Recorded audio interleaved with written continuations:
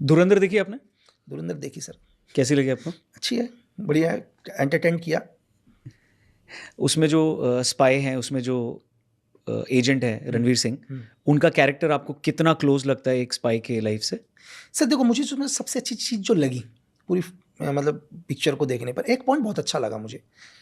क्या होता है, जब भी हम एलओसी क्रॉस कर देते हैं ना सर, तो हमारे पास वो ताकत नहीं होती जो हमें अपने घर पर होती है। सही बात है। वहाँ पर एक पॉइंट है, एग्जाम्पल ले, क्या होता है कि हमें पता होता है यार ये चीज़ गलत हो रही है, हम वहाँ पर बहुत मजबूर होते हैं, कुछ नहीं कर पाते।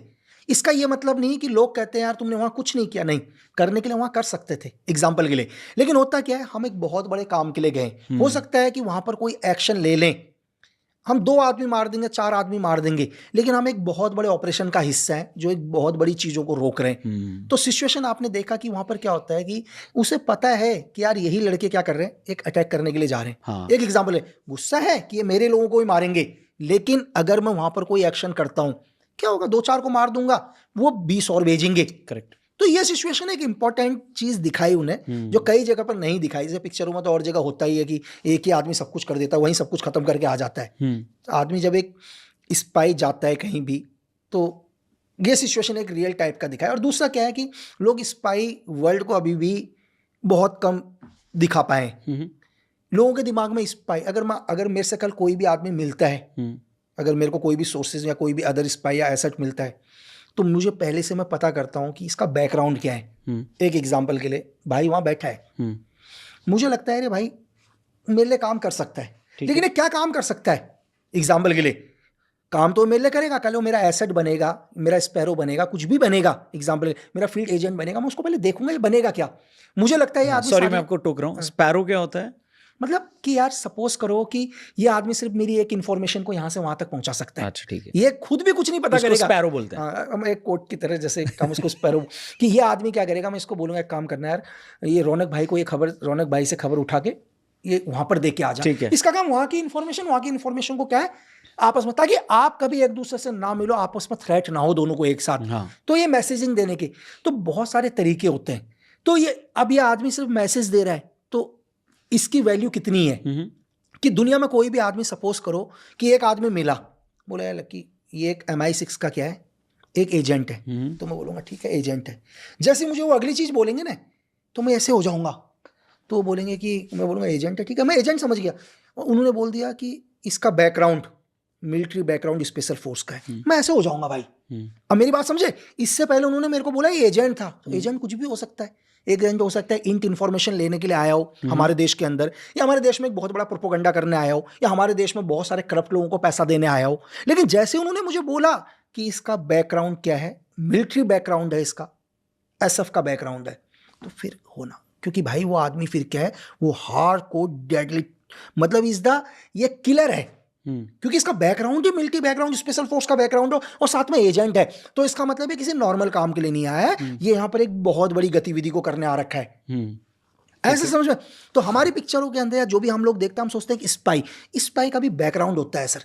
आपने अगर एक छोटा सा उदाहरण, आपने जैसे अभी धुरंधर की बात करी, आपने एक स्पाई का नाम सुना होगा, इजराइल के इली कोहेन ना, हाँ, जो सीरिया के अंदर डिप्टी डिफेंस मिनिस्टर बनने वाले थे। उनका बैकग्राउंड मिलिट्री नहीं था सर। उनका बैकग्राउंड क्या नहीं था, मिलिट्री बैकग्राउंड नहीं था, एक स्पाई थे। उनका काम था इंफॉर्मेशन गैदरिंग करना, एक देश के अंदर एक प्रोपोगंडा करना, वहां की गवर्नमेंट को चेंज करना, कैसे वहां पर एक रिवोल्यूशन लेके आना। मेरी बात समझ रहे हैं? तो एज अ स्टूडेंट या ट्रेनिंग में आप लोगों को एली कोहेन का दिखाया था, बताया गया था? दुनिया के हर स्पाई का सर, सब अच्छा, हर स्पाई का दिखाया जाता है, उस पे आते हैं, लेकिन इसको कंप्लीट कर लेते हैं। तो धुरंधर के अंदर ये चीज अच्छी दिखाई। और एक चीज और दिखाई, देखो मैं यहाँ पर अभी पहला ही देखा हूँ, मुझे सेकंड पार्ट में नहीं पता क्या दिखाया है कि इसमें रणवीर सिंह का बैकग्राउंड है क्या। अभी तो अभी आया नहीं है, मुझे नहीं पता कि उसका बैकग्राउंड क्या दिखाया है। वो मेरे लिए और बड़ी चीज होगी सर, कि इसका बैकग्राउंड एक्चुअल में इसका बैकग्राउंड है क्या। जो भी मैं समझ आया, जो मुझे समझने से लगा, मुझे समझने से ऐसा लगा कि देखो ये दुनिया के अंदर, मैं आपको ये बताता हूँ कि जिन लोगों ने हिंदुस्तान में फौज में भी नौकरी करी होगी सर, फौज के लोगों को भी बहुत कम लोगों को पता होता है, 50% 60% लोगों को, कि हिंदुस्तान में ऐसी भी फोर्स हैं। कई फोर्सेस का तो नाम ही नहीं होता। आज भी आपने RNW का ही नाम सुना। मैं बोलूं कि इंडिया के अंदर RNW से भी खतरनाक एक फोर्स है जिसका तो नाम ही नहीं सुन रखा है इंडिया में। हम उसका नाम डिस्क्लोज नहीं करूंगा, ठीक है, लेकिन बहुत आज की जनरेशन बहुत समझदार है। मैं आपको ये बताऊं कि 1960 के मतलब 60 के दशक में फोर्स बन गई थी, इज अ डेंजरस फोर्स। एक छोटा सा उदाहरण शायद धुरंधर में मुझे जिस हिसाब से लगा कि ये फोर्स काम करती है, क्योंकि इसमें एक छोटा सा मुझे बैकग्राउंड ऐसा दिखाई दिया। कौन सा सीन था, कुछ बताइए। एक सीन ये था कि एक हमारे जो कैरेक्टर, जैसे जो भी उन्होंने एक कैरेक्टर प्ले किया, एनएसए चीफ टाइप का कैरेक्टर प्ले किया है अपने माधवन सर ने। तो एक क्रिमिनल है या गैंगस्टर है जो किसी भी केस के अंदर चला जाता है, ऐसा होता है। ये फोर्स वही काम करती है हमारे इंडिया के अंदर। एक फोर्स है कि जैसे सपोज करो कि लगता है यार इस आदमी के पास अब एक ही है, या तो फांसी लगेगा, ये मरेगा आदमी, लेकिन दिखता है कि ये आदमी इसने क्राइम क्यों किया है, इसने क्राइम क्यों किया। एग्जाम्पल के लिए क्राइम को भी हम स्टडी करते हैं सर। सपोज करो यार आपने क्या कर दिया, 4 हत्याएं कर दी।